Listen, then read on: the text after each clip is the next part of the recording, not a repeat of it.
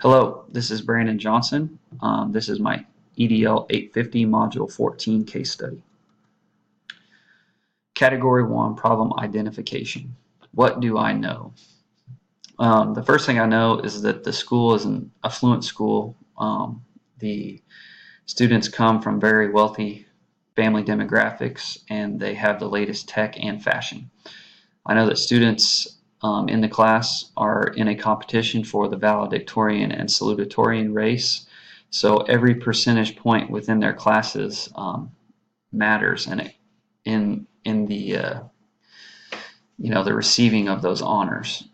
I know that Dr. Smith is the principal, the head principal at the school. He's in his 9th year.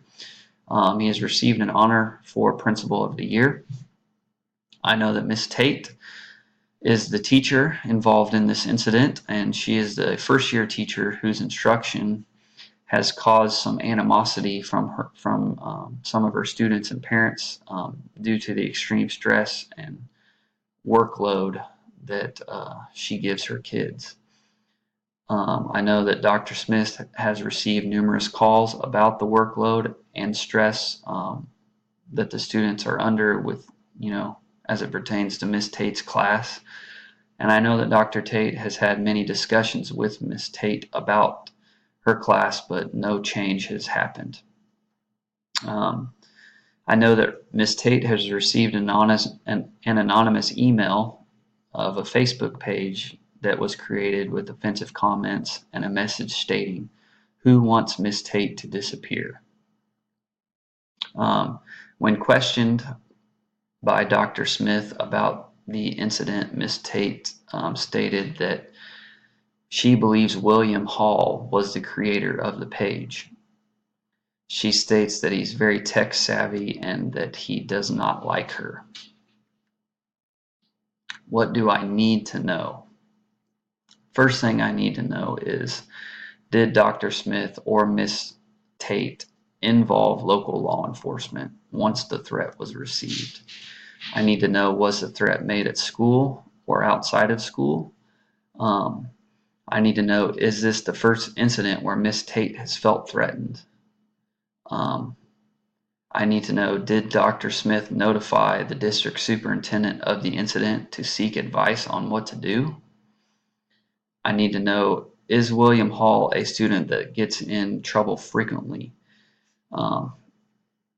Because Miss Tate was pretty adamant about accusing him. I need to know the school board policy on handling bullying and harassment threats. What is the problem?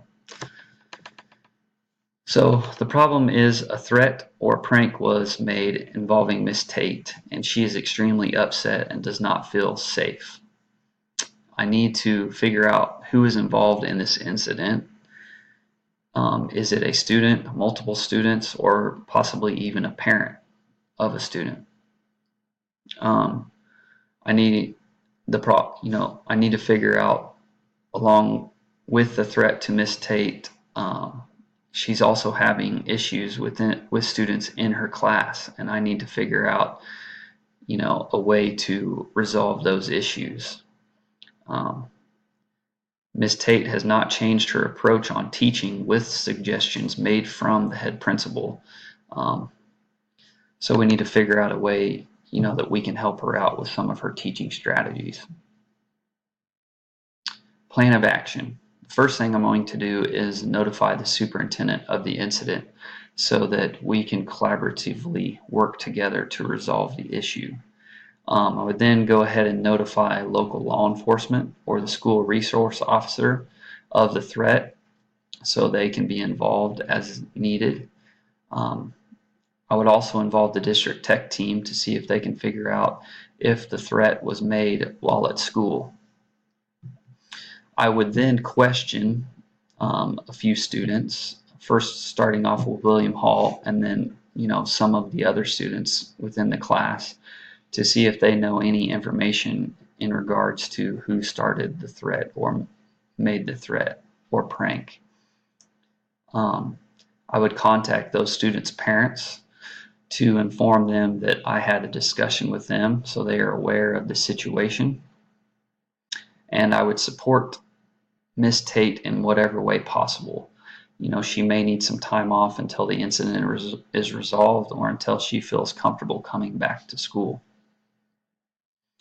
The next thing I would do would be to have the homeroom or seminar teachers review school policies regarding bullying and harassment issues and proper digital citizenship. Students within the school need to know that this is a serious incident and that it will not be taken lightly. Once Miss Tate returns to work, I need to get with her, and she needs to get with a mentor teacher or department chair to receive some guidance, as far as her classroom teaching goes. Can we help her improve some of her strategies to relieve some of the stress? The next thing is provide Ms. Tate with professional development opportunities to improve her classroom teaching strategies and relationship building with the students within her class. That seems to be the root of the issue here.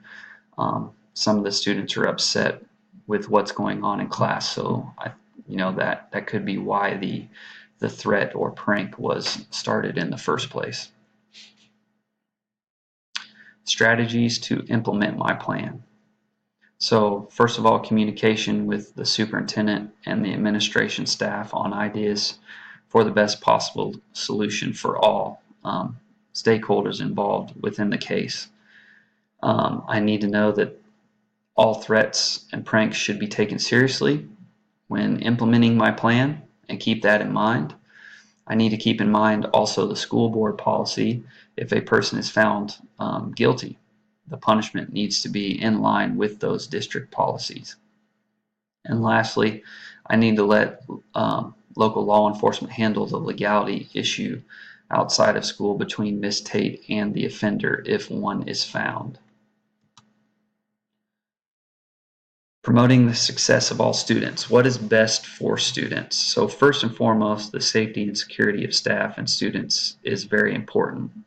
Everyone within the school needs to know that their actions will be, not taken lightly, and that a threat such as this will not be tolerated. We need to review school board policy on the issue with the students and hopefully keep this issue from happening again in the future. We need to promote digital citizenship and proper online behavior while at school and home. Students need to be aware of, internet etiquette in regards to what is said and done on the internet. And by working with Miss Tate on her classroom teaching strategies, hopefully we will eliminate some of that animosity and stress that her students are feeling towards her and solve this issue. We also need to continue working towards establishing a positive learning environment for all. And hopefully by solving this issue, promoting some digital citizenship, and kind of guiding Miss Tate in the right direction, we can do that. What are you thinking, feeling, and valuing as responding to this problem? So the first thing I'm thinking was this threat or prank serious? Or was this just a kid or a group of kids acting in a reckless manner?